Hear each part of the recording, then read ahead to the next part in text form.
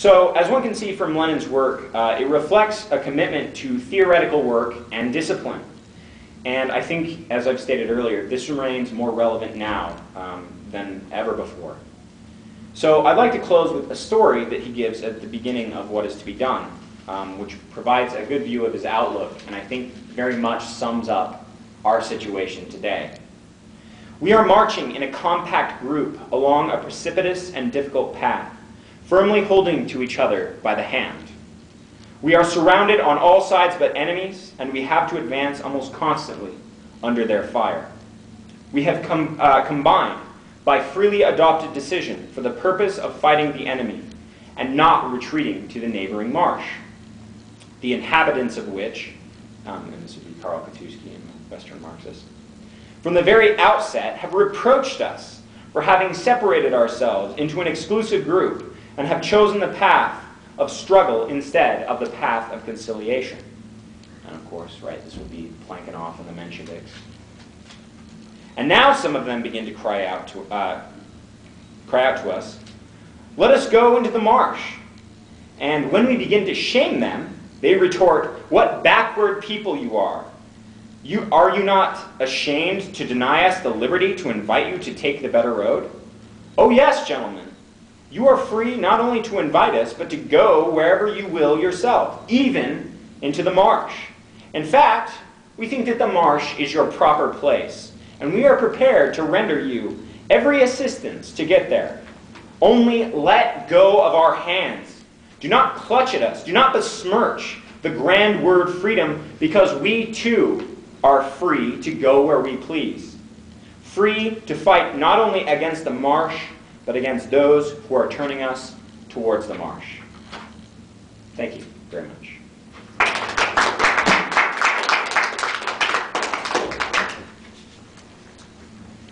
Take questions? Yeah, how do we want to work questions? Do we want to break into groups? I prefer to just take questions. Yeah. Any questions? Any at all? This is not recording, by the way. Bueller. That was dense. Your mom is dead. Oh. Okay, any questions? Here's like a Oh, yes. I have a question. Were you talking? No, I was just gonna make a dumb joke. So ask me Oh, yeah. So you were talking about the proletariat being taught social theory. Well, you described how, like, I guess in essence it would be a life promotion because they get like apartments or whatever. Who would be doing the work? Well, here's the thing. Even a badly paid worker is generally better paid than a community organizer. So it's actually not a life promotion. Okay. So once they are promoted, if we can use that term. Well, yeah, that's just... Yeah. So again, not I huge got you. criticism. They would do the work. And so instead of spending 16 hours a day in a factory, you would spend 4 hours a day working on publishing a newspaper, and then 4 hours a day on the streets, selling newspapers, talking to people, and then you would spend the remaining 4 hours, running study sessions. And then if there was a party function, you would spend hours and hours setting that up. Or if you were trying to organize a new union, those professional revolutionaries would help those workers organize into a union and make collective demands against their factory.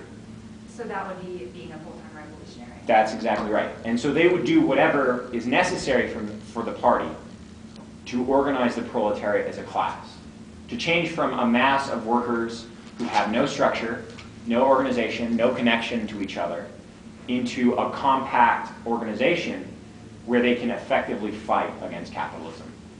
He makes a delineation too between agitation and propaganda. And what agitation is you're talking to people. You're like, hey, why is it the case that Bill Gates has millions and millions of dollars and sits on it, and Paris Hilton does the same thing, when your family is dying of diseases because they don't have health care? Like, why do we accept the disproportionate distribution of wealth in our society? Like, this is completely unjust and we need to get rid of it. That's agitation. Propaganda is proper, like actually doing the rigorous theoretical work to actually explain why these aren't the case. So like the capitalist system, the domination of workers by the capitalists.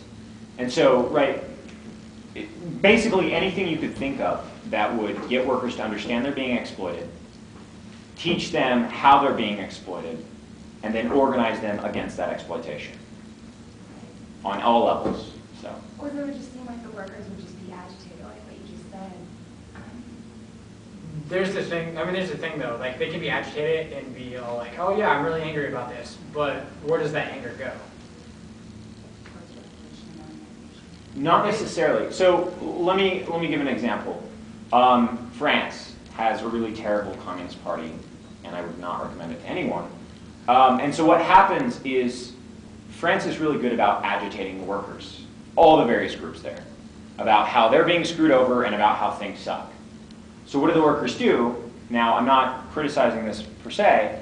They kidnap or assassinate their bosses. Okay, yeah, as a tactic, that might be effective to get your factory open, to get better wage.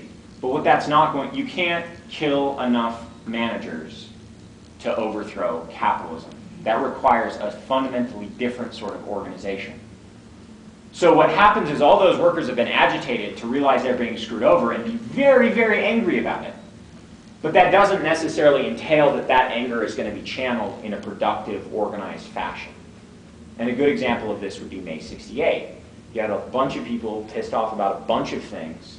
So they flipped over a bunch of cars, they burned a bunch of buildings, they sprayed a bunch of graffiti.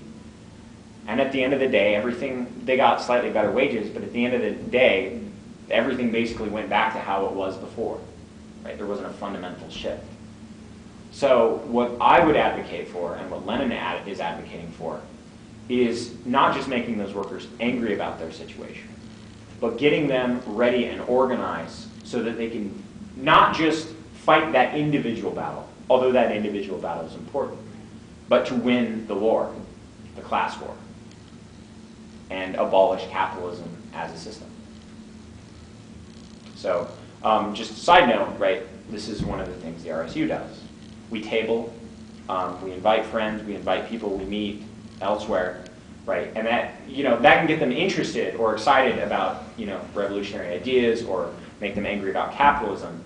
But it's things like theoretical and historical lectures that actually give them the foundation to begin to understand what capitalism is really doing to them, how it's doing it to them, and what they can do to fight against it. So, just a local note. Is that a hand? Yes. I don't know how familiar you are with the organizations now. There's not very many organizations in the United States, at least, that will pay full-time political organizers, but there are some. So one, I'm not just if you don't know enough about them, that's fine. But I was wondering how you would compare that to, the way that a professional revolutionary would work and the discipline in the organizations we see today that have.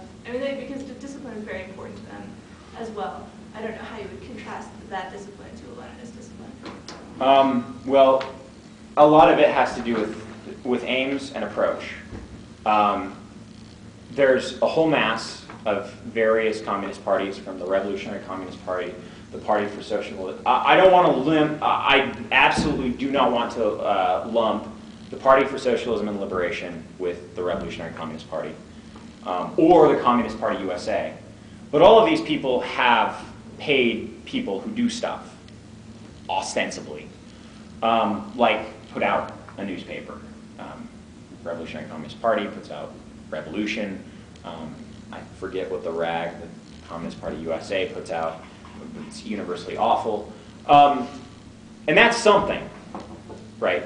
And then, of course, you have community organizers like in Chicago, Barack Obama was a community organizer. You have the Industrial Areas Foundation, I believe this is what it's called. And they also have people who are paid to do things, to organize. Well, the problem with the communist parties is they very rarely actually go out into the community and agitate. And so they're not sufficiently Leninist enough because they don't actually organize the workers proper. Now, community organizers, be they religious or some god-awful Saul Alinsky break-off, yeah, they go out to the workers in the communities, but their ultimate aim, despite whatever they say, is social democracy.